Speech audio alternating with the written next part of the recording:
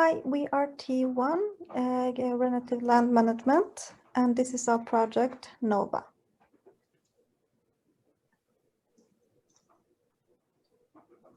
So in 2021, we faced actual challenges for life on Earth, such as loss of nature and biodiversity. We had an overconsumption of nature, the Levitt cottage village, roads and hydropower, felled forests, and let the cultural landscape overgrow. The habitat of the species in some areas changes so much that they no longer managed or found elsewhere to settle. Ecosystems were changing rapidly, radically, and such as a result of human activity. Our condition over consumption of nature was a fact. Nature risk and climate risk were not integrated enough in the work of spatial planning. As a result, the pollinators' habitats were under pressure, and their crucial role for the interplay in nature and for food production was degraded. The rich and the varied nature along waterways in Norway was threatened by damming, changed water flow, road construction, and power lines. Serious consequences such as erosion, pollution of waterways, landslides, and the loss of habitats for endangered species were a fact. And the need for interact green corridors and riparian vegetation was crucial. The physical intervention also had ripple effect further into the ecosystem. Human values related to the recreation, hunting outdoor, and tourism will be threatened. The system to support regenerative land management in Trøndelag needed to be strengthened. The attitude and conditions towards regenerative the land was insufficient. The multiplace in Trøndelag lacked capacity and competence in the field of nature resources. There was a need for interdisciplinary collaboration in order to apply sustainable and ecological way of thinking a different field of the work.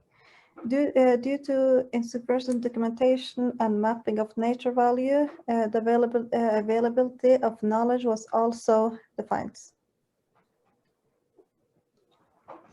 So why did these problems occur and what did it lead to? 2021 experienced an ever-increasing growth in population, a desire for well-being, prevention against geological events, as well as ignorance. This created an increased food production, more housing, transport infrastructure, extraction of natural resources, energy production, cabin villages, beautification, and erosion control. And these wants and needs alter the nature around them, with problems like pollution and land use change. This contributes to climate change, geological events like landslides, destroyed food sources, cause the need for upgraded infrastructure to tackle the problems, and loss of biodiversity. Most of these effects affect the people directly and were then easy to see. What many did not know was how important biodiversity was and what it gave them. To explain this, ecosystem services were used as a tool to communicate the value of nature, putting nature in the perspective of human needs. Nature gives provisioning services like food and fresh water, regulating services like flood regulation and water purification, cultural services like spiritual or creativity warning contact with nature. And to keep it all running is supporting services like nutrient cycling and soil formation. So by destroying nature, they were also destroying for themselves. As a result of these severe challenges that Trøndelag was facing, regenerating the land to a more resilient and resistant state was inevitable for the future of Trøndelag. Sustainable solutions needed to be created in accordance to nature's premises to ensure a future of vibrancy and rich coastlines, rivers and lakes, wetlands, diverse forests, mountain landscapes, and the valuable culture landscapes. A desired future meant high levels of biodiversity in Trøndelag, a balance between humans and nature, and high levels of resilience and resistance. a safe everyday life without more frequent danger of catastrophes such as floods and landslides, and more emphasis on nature when we build and change infrastructure, and ask ourselves, what will we be able to regenerate and what will it cost? These are some of the systemic changes we proposed for a greater, more sustainable future of Trøndelag. First, a greater knowledge of nature. Due to holistic documentation and mapping of nature values, improved and more streamlined efforts is applied to the work of regenerating the landscape to a more resilient and resistant state. Second, a new mindset for the general public.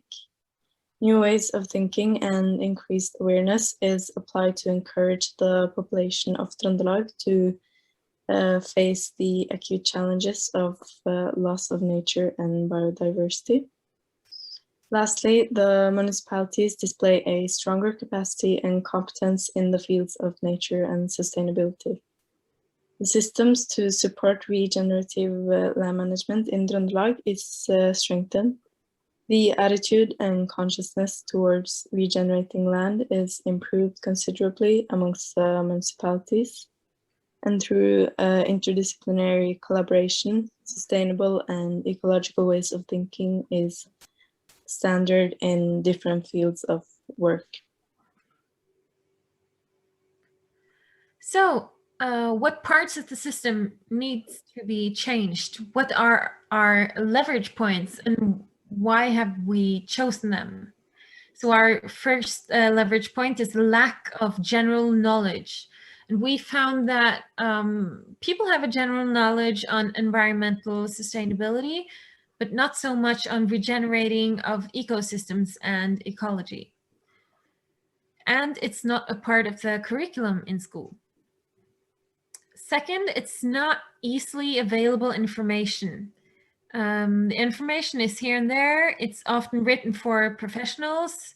It often includes complicated maps, figures, and language, and often focuses on food production. So it's tough to know where to start because the internet is huge. What sources can you rely on? What's true? What's fake? How do you sort through it? It can be tough to find material made for beginners. Like I said, it's often written for professionals using complicated language. And it often feels like you need prior knowledge. But where do you get that? And how do you get that? Last but not least, we saw a challenge in the lack of interdisciplinary collaboration from the beginning of a project. Ecologists or environmental specialists usually come in at the end, which does not create room for sustainable growth. We chose these leverage points because we believe that knowledge is power. And in 2021, we faced acute challenges for life on Earth, such as loss of nature and biodiversity. We had an overconsumption of nature, developed cottage villages, roads and hydropower. We felled forests and we let the cultural landscape overgrow. The habitats of species in some areas changed so much that they no longer managed or found elsewhere to settle. Ecosystems were changing rapidly, radically, and as a result of human activity. Our continuous overconsumption of nature was a fact. Nature risk and climate risk were not integrated enough in the work of spatial planning. As a result, the pollinators' habitats were under pressure, and their crucial role for the interplay in nature and for food production was endangered. The rich and varied nature along waterways in Norway was threatened by damming, changed water flow, road construction, and power lines.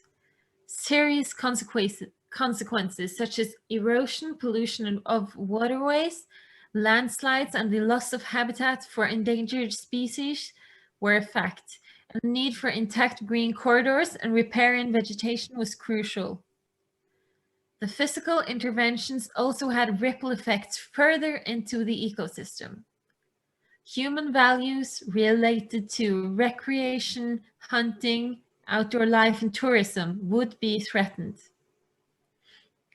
The systems to support regenerative land management in Trøndelag needed to be strengthened.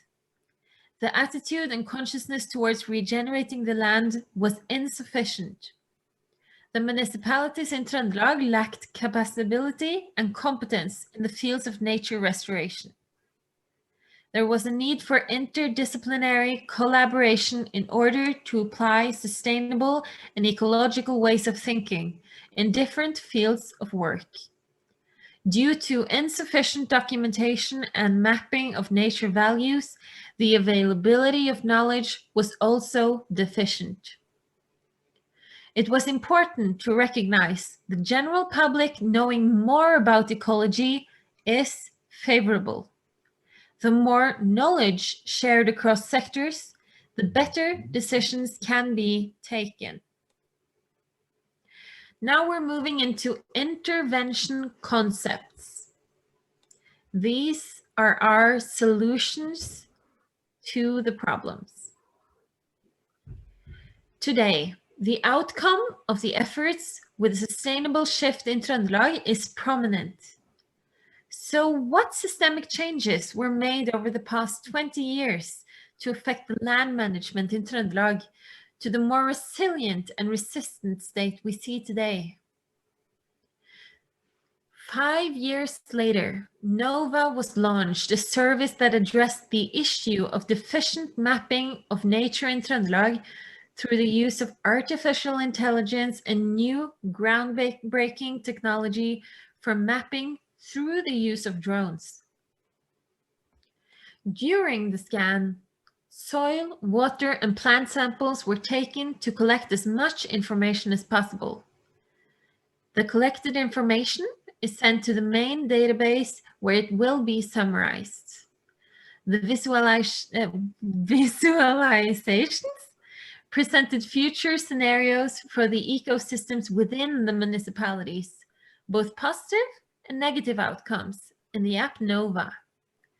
The general public was confronted with direct consequences such as erosion, extinct species, and destroyed opportunities for outdoor life, or more positive outcomes such as richer and more varied opportunities for outdoor life and increased biodiversity in the local areas.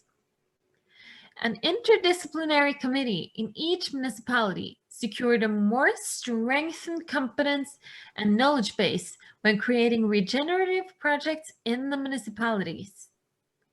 The municipality manages the entire regeneration.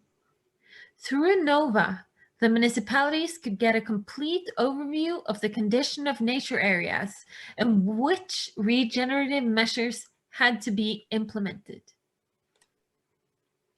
Up until 2025, Norwegian university students had to take a mandatory course called XFIL.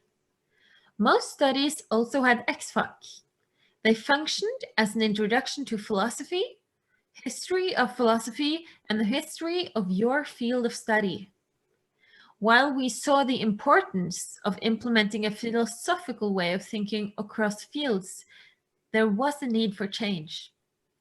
Nature's resources are not infinite, and we need to collectively take an active role in steering our planet into a sustainable future.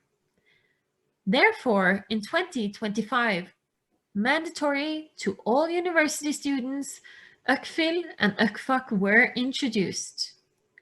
The goal of the curriculum was a deeper understanding of how we can all implement sustainable choices to our work, no matter the field of study.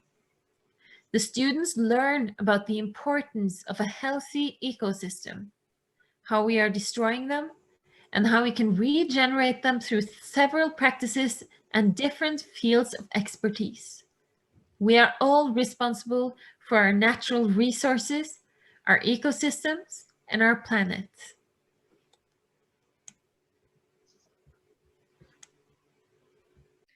small jobs for inhabitants. Combined with NOVA, by 2040, we saw a huge change in people collective mindset. It started with small changes, like people letting the weeds in their gardens grow, leaving dead biomass to nurture the soil, and building hotels for pollinators. As people's knowledge grew, so did the activism. The next one, the Norwegian Defense of Natural Resources was given responsibility for carrying out the larger, more comprehensive project. Property owners of private areas that NOVA registered as critical areas were required to perform regenerative work with instructions and training from the Interdisciplinary Committee. For the smaller, less comprehensive projects, the municipality could announce dugnadsarbeid and training retreats for the local population through the app Novo. Good environment gives a good product at higher statistic.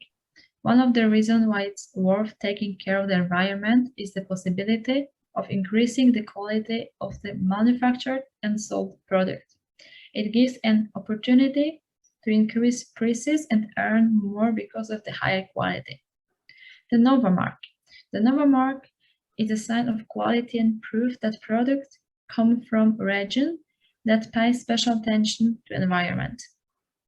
And now, we are going to watch a short video. Sander, which shows us a little bit how the app works from the user's view. You can see how the data is visualized and displayed, what kind of small jobs can an inhabitant do, and how your municipality localized in relation to the rest.